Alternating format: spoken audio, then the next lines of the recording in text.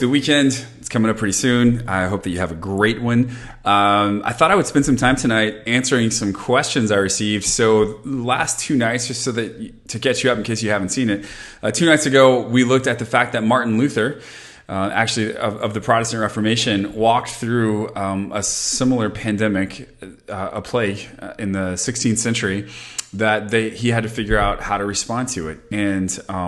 And then we just talked about the fact that he tried to find a middle path. He didn't want to be, he didn't want to abandon everybody and leave and walk away from the city. He wanted to be present and wanted to be helpful, but he also didn't want to unnecessarily put people at risk. And so I just think that has implications then for how we do it as well. Happy Friday to you, Carol, and hi to Kitsy and Carrie and Michael. Good to see you guys tonight.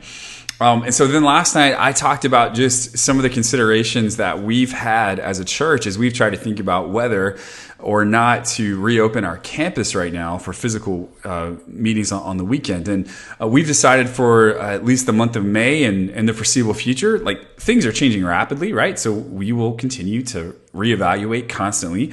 But for right now, we don't have an open date. And I wanted to give you some reasons as to why that was. And so if you haven't seen that video, I'd love for you to take a look at last night's. It's on my Facebook page. You can just go there and find it. And you'll see a pretty in-depth detailed overview around what our reasoning behind that decision was. Then we sent an all-church letter out today and posted on social media, Inland Hills social media sites, just explaining more briefly some of that reasoning as well. And thanks for so many of you who have reached out today and had encouraging and kind things to say, and for praying for our church and for praying for our decision-making process and all that. You guys have been really awesome. And then we had a few folks who had questions or maybe disagreements with our decision. And so I thought it might be helpful for me to take a few minutes tonight to answer some of the most frequent questions that we've had come up based on the communication that we've had so far.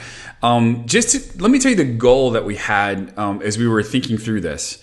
Our goal was not to land at a decision that every single person agreed was the best decision. I've been alive long enough to know by this point, we have several thousand people attached to our church.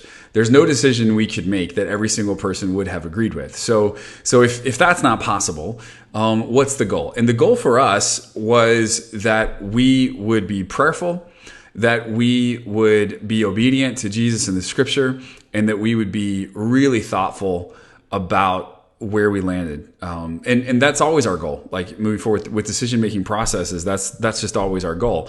So our hope is that reasonable people could see the decision that we landed on and understand our reasoning behind it, and could, even if it's not the decision they would have made, could at least say, hey, you know what, these people, whether I agree with it or not, they're trying to be faithful, they're trying to be thoughtful, and they're trying to be good followers of Jesus. That's our hope. So knowing that that's kind of our starting place, I'd love to take some of the questions that I've received and just kind of talk them out to you a little bit. I think that might be helpful. So one of the questions that I've received, and I've received it in several different ways, was a question around our point number 2. Because our point number 1 was like considerations that we had, right? The first one was just like the health of people. That was our first one. Our second one was that we wanted to have a good theology of governing authorities. And our governing authorities at this point have told us that large group gatherings like this are not allowed in the state of California right now. And that may change, right? So we're in active conversation with people about that. And that was the one, actually, interestingly enough, I probably got the most comments about, or messages about, questions about. It was simply this, like, well, hey, different versions of it, but versions were, hey, the state doesn't have the right to tell the church what to do anyway, or the First Amendment protects our right to meet together, and so they can't tell us not to, no matter what the circumstances.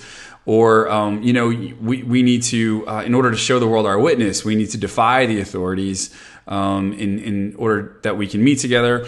Or we even had one comment that said, let me see if I can find it real fast. Said it this way: open the doors on your own terms, but don't hide behind the idea of submitting to the government as an excuse to stay closed, as that undermines the authority of the church. Okay, so obviously there's a number of different ways to think about it. So here's just a few notes I would make on churches and authorities and governments, the Constitution, the First Amendment, right? It is true that the First Amendment gives us the right to meet and to not face persecution for meeting different faiths and religions. That's totally true. I am not a constitutional scholar, but I know a constitutional scholar. Okay, so I just want you to know that we have talked to people who study the law and have actually, like, for a living, they are constitutional scholars. Or we have talked to people who have been considered even for Supreme Court seats before, like, and not directly. That was a group of pastors I was a part of that talked to one of those people. So it's not like I have him on my speed dial or anything. But I just want you to know how much work has gone into what we've put out there. And here's what we have found. And again, different people may come to different opinions on this. Again, I'm not a constitutional scholar, so I'm just sharing with you what's been shared with me. Okay. Essentially, the courts have repeatedly ruled that no constitutional rights are truly absolute. Like, a couple of examples, right? We have a freedom of speech, but you can't yell fire in a movie theater. That freedom of speech is not protected. You can be jailed for that because it puts other people at risk, right? We have the right to bear arms, but the specific kinds of arms that we can bear has been restricted by lawmakers. And so that's not an unlimited right. It's not an absolute right. It comes with restrictions and limitations on it.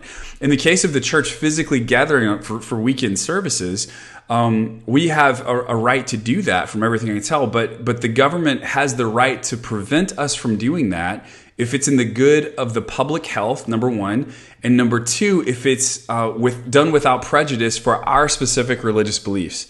In other words, if they were to say, like, you know what, Christian churches, you're not allowed to meet, but Muslim churches, you are. Or Jewish synagogues, you're not allowed to meet, but Christian churches, you are. See, that would be giving down an order around public gatherings with prejudice toward a specific set of religious beliefs, and that wouldn't be okay. But our constitutional rights are not absolute, and so they are allowed to, in situations like this, ask us not to meet for the good of the public health. Now, in a few states in the U.S., the state constitutions actually grant more rights to the churches than the U.S. Constitution does. So, for instance, in Kansas, there's an attorney there, Attorney General Derek Schmidt, in a quote that we found from him. I don't know him, right? He said, Kansas statute and the Kansas Constitution Bill of Rights each forbid the governor from criminalizing participation in worship gatherings by executive order. So that's his opinion on what specific legislation that's been passed in Kansas does for church rights that would say they supersede the constitutional rights granted. We've limited state authority here in ways that other states haven't. Now, I don't know if he's right about that or not, and I'll be fully honest with you, I haven't spent a ton of time researching that specific component because it's not pertinent to our church. But it's just interesting, right? So this is my best understanding based on the people I've talked to, the Supreme Court decisions I've looked into, the articles I've read. It's our staff's best understanding. And I've told people, if you have other sources, feel free to send them my direction. But please keep in mind as well that whether we have the right to meet or not, like whether the state can determine or not, right? It was only one of four of the things that we were thinking through and processing as to reasons why we don't think May is the right month to meet just yet. I would also say a couple other things just so you know. There was a church that sued the state of California a couple of weeks ago, and just this week, the state courts upheld the California ban on church services during the coronavirus pandemic. So, I mean, even legally, that battle has already started to happen here in California, and so far, they've found in favor of the state. So, just so that you're aware of that. And then I thought, here's a helpful quote from an article that a law professor at George Washington University wrote, and it's a few sentences, but I thought it was helpful for us as we were thinking through and trying to find different resources. He says this, and he's talking in this paragraph about pastors who are understandably struggling with their congregations not being able to meet. I mean, I hope you know this. None of us like that. I mean, this is not what any of us wish were happening on 50 different levels. But this is what he says. He says, the objection from these pastors is not frivolous, as there is a substantial curtailment in the expression of faith, right? And that's true. Like we're not totally shut down, but we also recognize that the way that we have found so much meaning in meeting together on weekends, like that's had to be paused, and that feels like a substantial curtailment in our expression of faith. Of course it does. So then he goes on, he says this, but this is not an effort to establish a favored state church. Like that's not what the government's doing. It is content neutral on particular faiths impacted by the limitation on crowd size. Free exercise of religion does not allow dangerous acts, even if they are a part of a demonstration of faith. A pastor should not be able to disregard public health limits on congregation size to fight a pandemic threat any more than he or she can disregard a fire safety threat. So that's just a quote from the article. It was that's a way of thinking about it. And again, I don't know. This is the best information that we found. I did speak to a government official today, along with several other pastors, because again, we are consistently having conversations with other churches and other government officials, because we all want to be in this together and thinking through this together.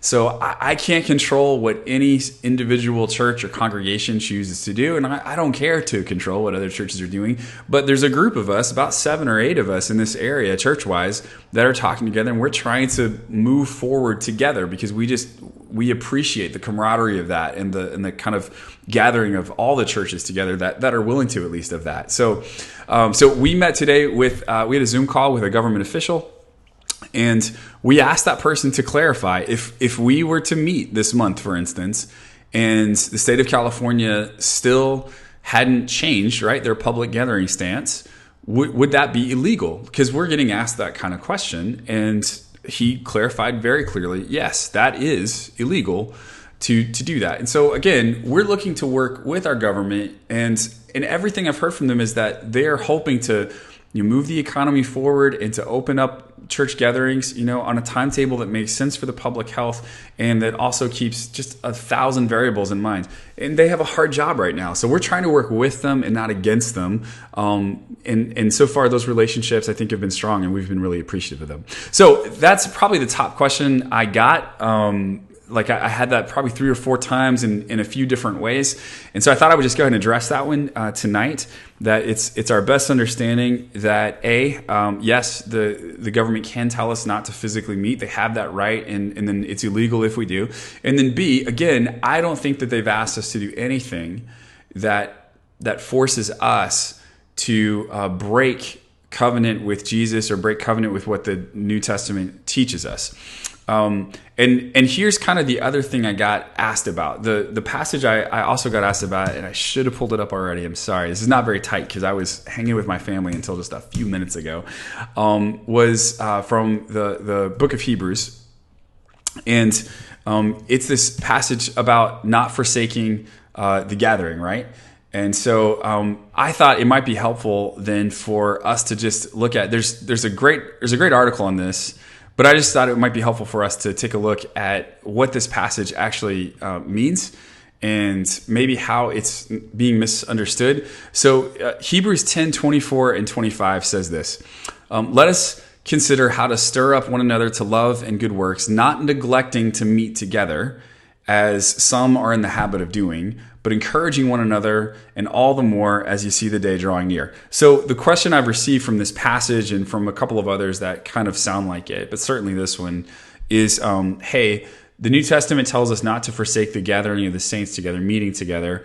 Isn't it true that what the state of California is asking us to do, or whatever state you happen to live in as you're watching this, is forcing us to go against this? Well, just a few words on that. First of all, I think it's a valid question, right? I am thankful for those of you who are taking the scripture seriously, and you see this and you're saying, this almost feels to me like it's at odds with what I'm seeing our church do or what I'm seeing the state ask us to do. How should I think about that? So are we sinning, in other words, by not meeting together physically on Sundays like that? So in short, I'm going to say no, and I'm going to say no for 4 main reasons. These aren't my reasons. There's a pastor who I feel is helpful, Joel Kurz, who's written on this, but I thought I would just share what they are. Number 1, forsaking the assembly requires willful neglect, right? So the cultural situation that's happening in the book of Hebrews is that people are making a willfully neglectful decision of the assembly. Like, I don't want to get together.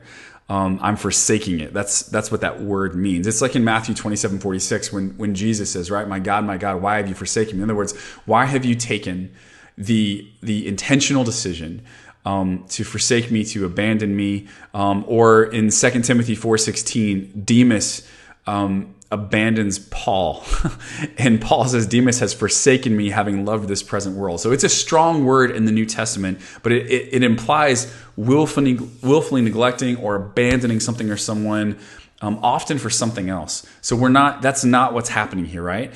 So number two, the inability is not willful neglect. We have an inability to meet on Sundays for a season. It's not going to last forever. And that's not willful neglect, right?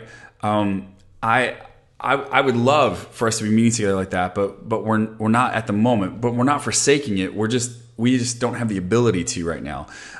It's just like when someone gets really sick and they have to be hospitalized. They're unable to attend church on a Sunday morning or be around people. Like they're not sinning by not being able to show up for church on a Sunday morning. They have an inability in that moment to actually physically get up and go to that. And their heart may be there. Their desire may be for that. That's the moment we're in right now. It's an inability to meet in a way that we feel like is safe and helpful and of high quality and aligning with what our authorities have asked us to do. It's not a neglect. And I think that's just such a key difference that I just want to point it out. Another one, we're unable to meet because we're called to glorify God. Like, we are first called to glorify God. And one of the ways that we do that is that we submit to our governing authorities, right? So I don't want to go through all that again, but it is like part of the way that we glorify God is to follow Scripture. And Romans 13 is fairly clear on that, at least in my opinion, right? Other people may disagree, but in my opinion, that's the case. And then finally, we glorify God as we love our neighbor. And so Mark 12:31, Jesus writes, love your neighbor as yourself, or says love your neighbor as yourself. Jesus obviously gives us the rule as well to love one another as he has loved us. I mean, he takes the golden rule and he makes it the platinum rule. And we are just, it's one of the reasons that the public health is important to us right now. We are just really trying to keep that in mind. Again, information that we receive is changing at a rapid pace. And when we become convinced that it's safe to meet and whatever that looks like, and I would say even, I feel pretty confident that our small groups will start to be able to meet before even we're able to open our campus for Sunday gatherings. And that would be a great way to start at some point. So we're evaluating that, we're thinking through that, but we're going to be able to meet even if we're not able to meet right away in the way that we did, we're meeting back in February. We're just going to keep walking this through. So those are, I would say, the biggest questions we got.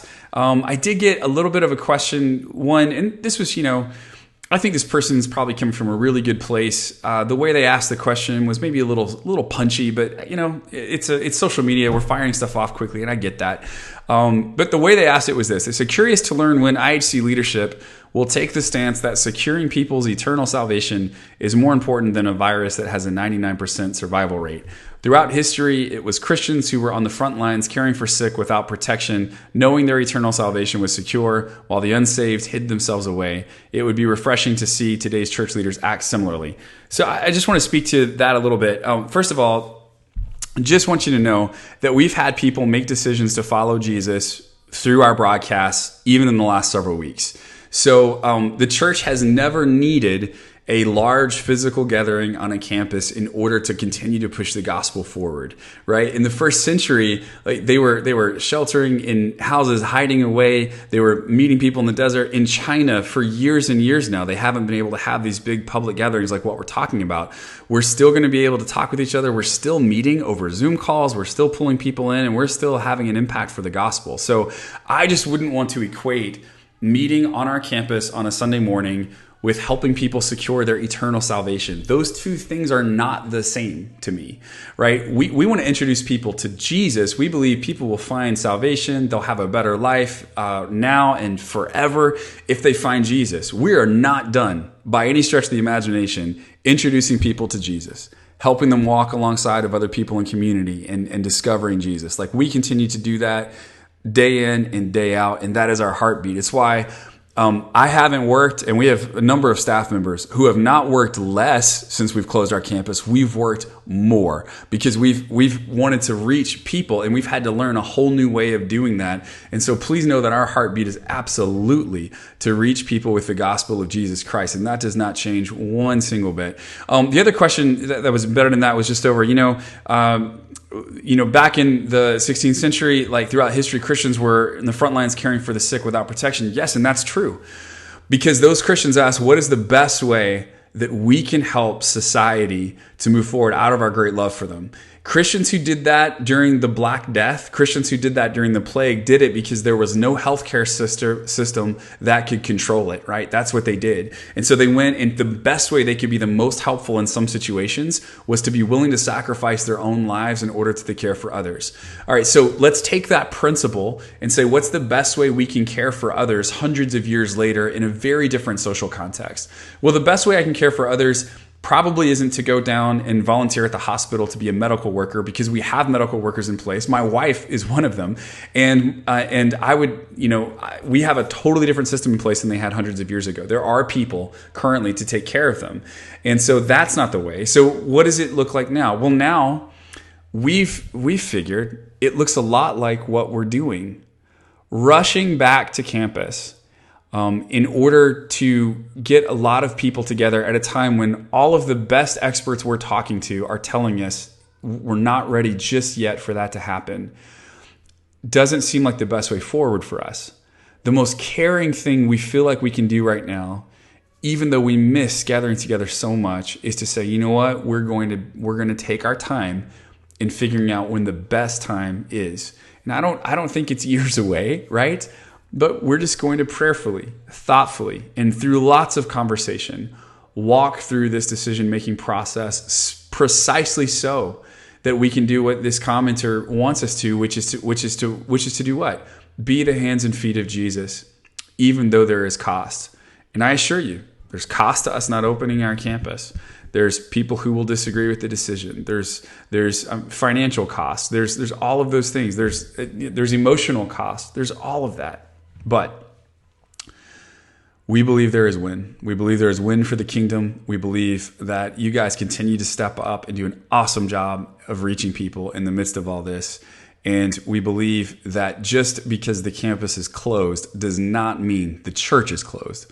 Inland Hills Church remains open. We remain committed to our mission of reaching other people with the gospel of Jesus Christ, and we will continue to evaluate when the campus should open every single day. That's our promise to you, because we love you, we miss you terribly, and we can't wait to see one another physically, face-to-face again soon. So hopefully that's helpful. I know I went long again tonight. Next week, we'll go shorter, but I just thought it might be helpful to get some of the answers to some of those questions. And please know that I understand if you don't see things quite the way that we have as we've thought through this. Of course, some of us will see things differently. What I do want you to know, though, is even if you don't agree with me, I have the utmost respect and gratitude for you. And I hope that we can continue to have a respectful and honorable conversation as we move forward. And I'm so grateful that you took the time to hang out and watch this. Have a wonderful weekend. I'll see you again on Monday, and we'll talk about something different, I promise. Take care.